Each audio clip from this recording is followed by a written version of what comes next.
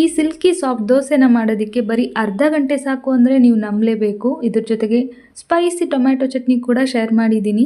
ನಾಳೆ ಬೆಳಿಗ್ಗೆ ಏನು ತಿಂಡಿ ಮಾಡಲಿ ಅನ್ನೋ ಯೋಚನೆ ಬಿಟ್ಟು ಇದನ್ನೇ ಮಾಡಿ, ಸೂಪರ್ ಆಗಿರುತ್ತೆ. ಒಂದು ಮಿಕ್ಸಿಂಗ್ ಬೌಲ್ಗೆ 1 ಕಪ್ ಆಗುವಷ್ಟು ಮೀಡಿಯಂ ಅವಲಕ್ಕಿನ ಸೇರಿಸಿ ನೀರು ಹಾಕಿ ಚೆನ್ನಾಗಿ ಒಂದೆರಡು ಸಲ ತೊಳೆದು ತಗೊಳ್ಳಿ. ಇದಕ್ಕೇನೆ 1 ಕಪ್ ಬಾಂಬೆ ರವಾ, 1 ಕಪ್ ಮೊಸರು, 1 ಕಪ್ ನೀರು, ಸ್ವಲ್ಪ ಉಪ್ಪು ಹಾಕಿ ಚೆನ್ನಾಗಿ ಮಿಕ್ಸ್ ಮಾಡಿ ಲಿಡ್ನ ಕ್ಲೋಸ್ ಮಾಡಿ ಅರ್ಧ ಗಂಟೆ ನೆನೆಯೋದಕ್ಕೆ ಬಿಟ್ಬಿಡಿ. ಇದೇ ಗ್ಯಾಪಲ್ಲಿ ಚಟ್ನಿ ಮಾಡ್ಕೊಳ್ಳೋಣ. ಚಟ್ನಿ ಮಾಡೋದಕ್ಕೆ ನಾನಿಲ್ಲಿ ಹೋಮೇರೋ ಅವರ 23 centimetre multipurpose non stick coating cast iron ತವಾನ ತಗೊಂಡಿದ್ದೀನಿ. ಇದು ಕೆಮಿಕಲ್ ಫ್ರೀ ಇರೋದ್ರಿಂದ ಡೈಲಿ ಯೂಸಿಂಗ್ಗೆ ಬೆಸ್ಟ್.